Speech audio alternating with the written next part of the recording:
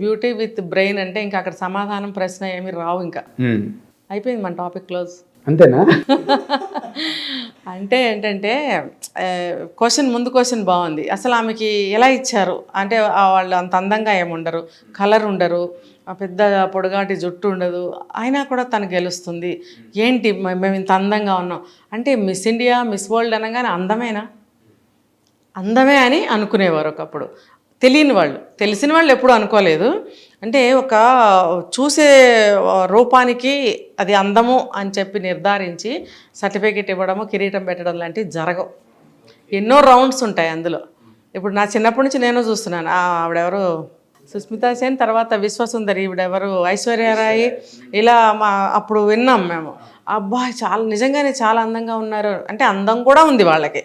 అంటే ఇప్పుడు సంగీతానికి కనుక జ్ఞానం అబ్బితే ఎలా ఉంటుంది, బంగారానికి సువాసన అబ్బితే ఎలా ఉంటుంది అంటే ఇమాజిన్ చేసుకోండి. అంటే అలా అందానికి తగ్గ తెలివితేటలు, అందానికి తగ్గ బ్రెయిన్ ఉంటే ఇంకా ఎంత బాగుంటుంది. అందుకని ఆ టైటిల్ పెట్టారు, బ్యూటీ విత్ బ్రెయిన్.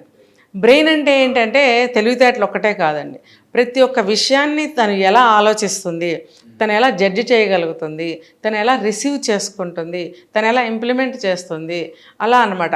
ఒక్కొక్క వ్యక్తిని ఎలా రిసీవ్ చేసుకుంటుంది, అసలు కొన్ని సందర్భాల్లో తన తెలివితేటలు ఎలా ఉపయోగిస్తుంది, ఎలా తెలివిగా ఉంటుంది, తన ఆరోగ్యం పట్ల కానీ, అందం పట్ల కానీ, ఒక వ్యక్తి పట్ల కానీ, ఒక సమాజం పట్ల కానీ, ఒక సంస్థ పట్ల కానీ, తన కుటుంబ సభ్యుల పట్ల కానీ, తల్లిదండ్రుల పట్ల కానీ, ఇట్లా ఓవరాల్గా ఎన్నో రౌండ్స్ ఆఫ్ క్వశ్చన్స్ ఉంటాయి వాళ్ళకి.